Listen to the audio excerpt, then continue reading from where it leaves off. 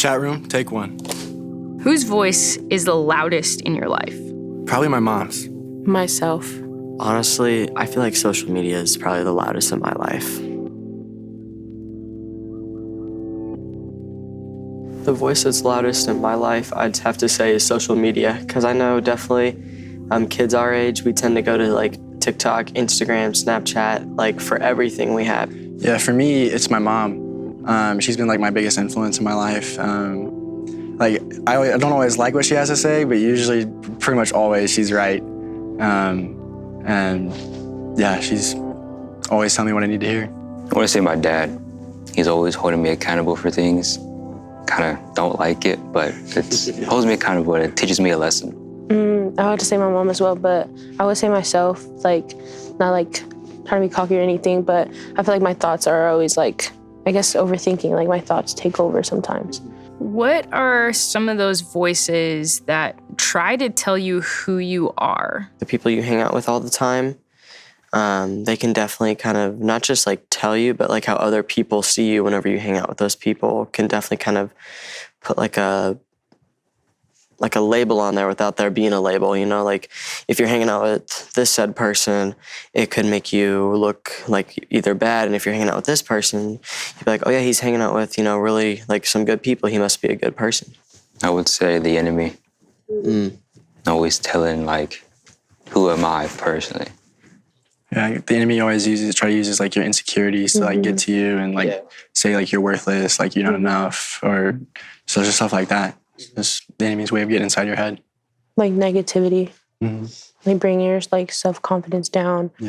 Or like a lot of doubts. Like you're so confident in this, but then like the enemy or like negativity from other people like try to bring like, then your doubts start like coming in. How do you know if that voice you're listening to is actually telling the truth? My mom always called it your spiritual bucket. Like if your spiritual bucket's not full in what you're doing, it's probably not something you should be doing. Like if you're going out and hanging with friends and you go party or do whatever, and after that night you go on, you don't feel like you sinned or you feel like you're doing the wrong thing, it's probably because you were doing the wrong thing. Like if your spiritual bucket's not full, like with the Holy Spirit, it's not going to fill you up. You're not going to feel like whole. Because the enemy can bring thoughts into your mind. Like once you believe those thoughts, once you have accepted those thoughts, like you just let the devil have an opportunity in your life, in your place. And one thing that the enemy does do is like bring like your insecurities and all that. And for me, it's just like, I know it's the enemy saying these things because why would a holy God say something so negative towards what he created in his image? When did you start asking questions about your identity, and where did you look for answers? I don't know. When I first started asking, like, who am I, it was right around that time because I started sinning a lot, going to like partying and doing all the typical high school things. And I was just wondering, I was like, who am I really? So it was my family that finally got me going back to church. And then the friends I met there is what kept me going.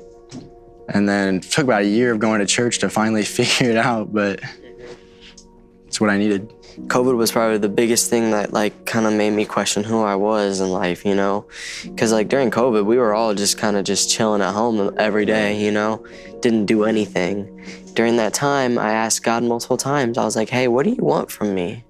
Like, who do you see me as a person, Because like you got alone a lot and during quarantine, I had a lot of thoughts. I had a lot of thoughts about myself. So I asked God a bunch, like, who am I? Like, who do you want me to be? Who do you want me to become? And for me, I haven't really found my identity yet, like who I am as a person. I think I'm still trying to find mine this year.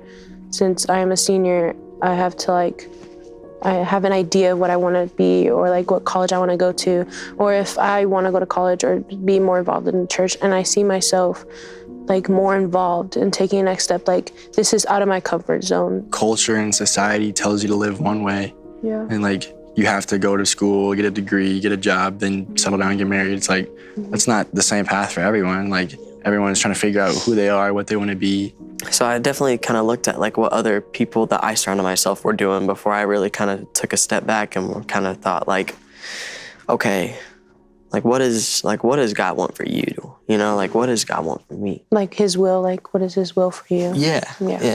And I feel like it's so easy to like walk with society and like what all your friends are doing and people are doing. Yeah.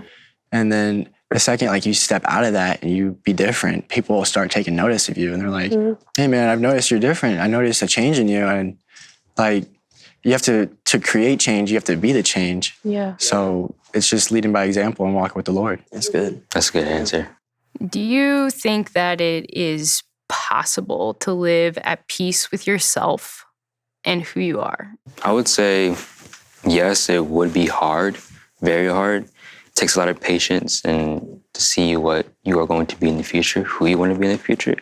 I grew up playing baseball all my life. I started when I was 5 years old. As I grew up and as I kept going down, I realized that baseball probably wasn't the thing for me to do. And it was really hard to realize that. And I'm seeing all these kids my age committing to colleges to go play baseball. And that was like my dream as a little kid. But through those times when I was just sitting there being kind of like, man, I wish I could have done that. I wish that could be me. I gave it to God and I realized that God gave me it, like God gave all of us a gift at different areas. Just living, knowing God created you like in his image for a purpose, like with a purpose, is just gives me peace of mind knowing like I'm here for a reason, you know. There's a lot that I want to do, you know, but then I'm like, well, let's just put that on hold and try something different. But then now, like, I was always confused, like, oh, is it this? Is it this? Like, is this my purpose? But now I'm just kind of just going with it, you know, any chance that I get or like volunteering somewhere, I do it, you know. So I'm just whatever comes in my path. You know? Yeah, going off what you said, it's like every chance that you get, I would take it. And for me, I don't understand. I'm confused a bit.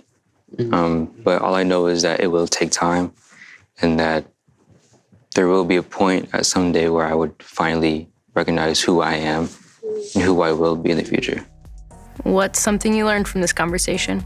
It's really cool how God can use everyone in a special way. God goes here to different people, and it's really cool to see how he works through many people. I think just knowing that like God has a purpose for everyone and like every person has their gift and they have their role to play in God's like bigger picture. Like we weren't just made just to be made, you know. We're made because we have different things inside of us that God knows that we have. We just have to find it ourselves, you know.